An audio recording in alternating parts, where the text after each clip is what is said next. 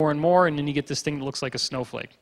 Circle maker says, oh, you don't think it's a Koch snowflake? Well, here, you're really stupid, so we're going to give you another one. We'll put a snowflake in it this time just so you can figure it out. People still don't get it. Now that is obviously caused by an army of hedgehogs running round and round and round.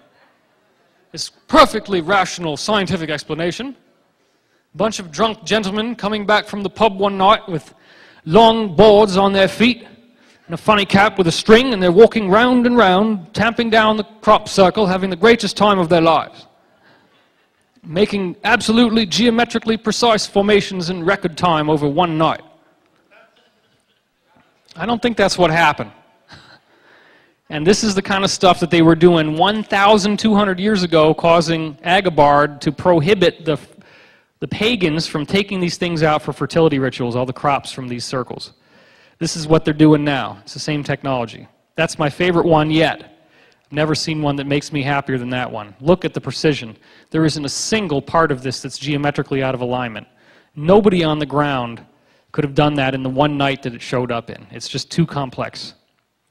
Well, there's a message in there, genetic changes in evolution. Look at this. This is chromosomes breaking from 1991. When chromosomes break, that means the cell is about to divide. That's what this is showing you. So there's some sort of evolution happening. You look in 1996, you see a very clear illustration of DNA. Do you see the double helix there? Can everybody see that? I also want you to pay attention to this shape right here. I want you to look at that shape, memorize that little part. We're going to get back to that in a minute. This is the same kind of sine wave you see here, but it's in a geometric pattern. That's 99. Now look at what happens less than a month later. Exactly the same formation, but now it's got even more strands. So it's saying something is going to be happening to DNA. That's a suggestion. That's one suggestion. There are others. Here's one that again is showing you DNA, but it's in a perfect circle, a perfect ring. You can obviously see the double helix and the little ladders connecting the two sides together. It's beautiful. But this is the one that really gets me off. You have the galaxy in the center, the Milky Way galaxy, and then you have these waves of DNA, and you have this pattern being flagged. Look at that. There's your double helix. Everybody see that? And this is being pumped out by the galaxy, but look at this. In the Hebrew mystical tradition, that's a special shape called a yod, which refers to divine light coming down into manifestation on the earth. And I don't have it in this particular slideshow, but if you look at the tower card in the tarot, there's all these yods around the tower that's being struck by lightning. That represents divine manifestation. So this is actually a further message saying that this DNA energy is a divine manifestation. The definitive 2012 formation is right here. This showed up last year. And what it does, or it might have even been, it was this year, wasn't it? Man, it hasn't been that long. Or no, I think it was last year. I'm sorry. I've been using this ever since it showed up. Now there's some interesting things going on here. We look at the sun, okay? Now look at the diameter of the sun. We know that all of these objects here represent the planets, and it's a specific planetary alignment. Well, it's actually December 21st. This man made a mistake, but it's close enough with 2 days off. You can't really make much of a difference in terms of any of these positions. But around December 21st, 2012, Red Colley is the guy that did this. Look at this. You see all the positions of the planets are the same as what's in the crop formation. Saturn, Jupiter, Mars, they're all in the same positions. Uranus, Neptune, Pluto. Pluto is not in the same position. Now it could be that it would have broken the geometric harmony because if it would have had to have been right about here. Now I've had a little tip from, let's say, a source, and this is a human source. This is somebody here, not any extraterrestrial, and he told me to pay attention to this. He says that also is part of the message. Even though it looks like it's just an irregularity in the ground, why was it built so it's right there?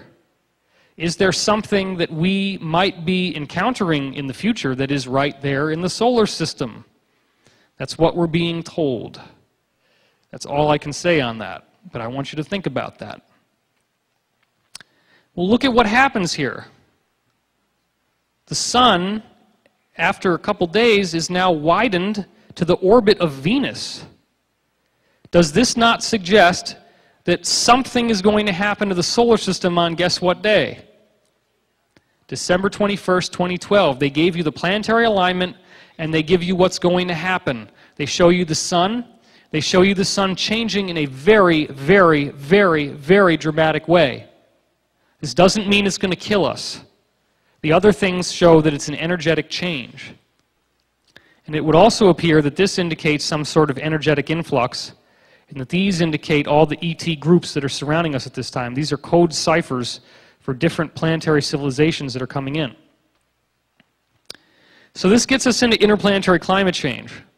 And I'm not going to spend a whole lot of time on this stuff because there's so much of this data. But this is the smoking gun. When anybody tells you, oh, there's nothing that's changed, and it's all the same old stuff, it's not true. It's not true. First of all, let's look at the activity of the sun. It's the highest it's ever been in 8,000 years. This is taken from Antarctic and Arctic ice core samples, which have been correlated with tree rings and all the other stuff they use. 11,000 years ago, the fall of Atlantis, look at how high it is. It's almost that high now. It's the highest it's been in 8,000 years.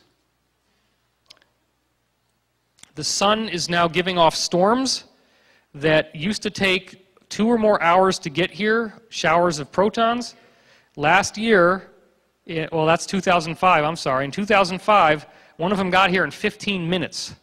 That means the energy in the solar system is conducting those particles faster, which means it's charging up. The energy is vibrating faster, the particles move faster. It's very simple. NASA is now warning of a space Katrina in guess what year? 2012. They're saying that the sun could have a massive radiation blast, just like it's possible that the crop circle was showing us here. Even Army studies, mainstream government studies, are saying that the sun could be driving all the climate change on the Earth. Obviously, we're seeing it's at an all-time 8,000-year high. The solar wind is slowing down. That's still been happening. It's very weak. And at the same time, the sun's bubble, the actual magnetic field of the sun, has gotten 25% smaller. The most likely explanation for that is that the outside is pushing in on it. There's something pushing in on it and making it smaller. That's what would most likely be causing this, which again suggests we're moving into an area in the galaxy where there is a higher energetic charge.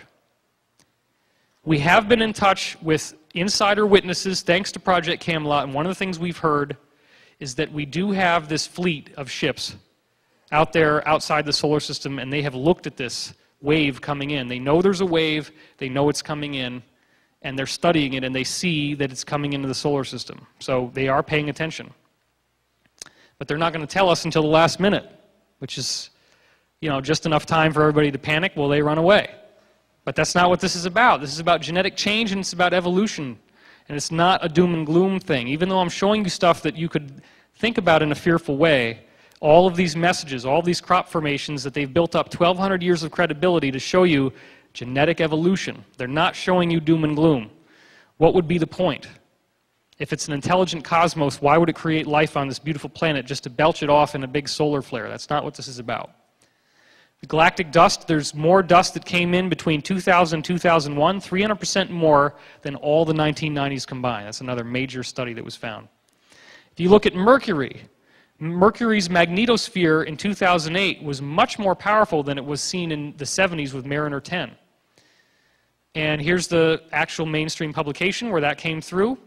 And now just recently, they go back a year later and they see even more stuff. They found magnetic tornadoes, magnetic twisters, and they said one of the biggest surprises was how strongly the dynamics of the planet's magnetic field solar-wind interaction had changed from the first Mercury flyby in January 2008.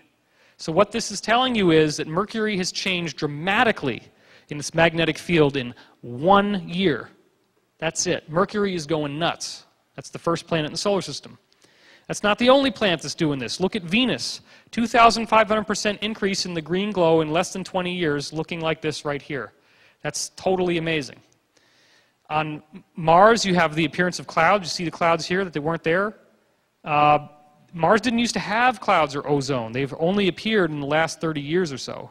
It's another major change. Mainstream media has reported on global warming on Mars. Guess what? Nobody's driving SUVs on Mars. At least if they are, there's probably a lot less of them than there are on Earth, and they probably run on free energy, based on what our whistleblowers are telling us. But that's melting, something is melting the ice caps on Mars. Jupiter has this plasma torus that you couldn't see before 1974, and yet now it looks like this. As time goes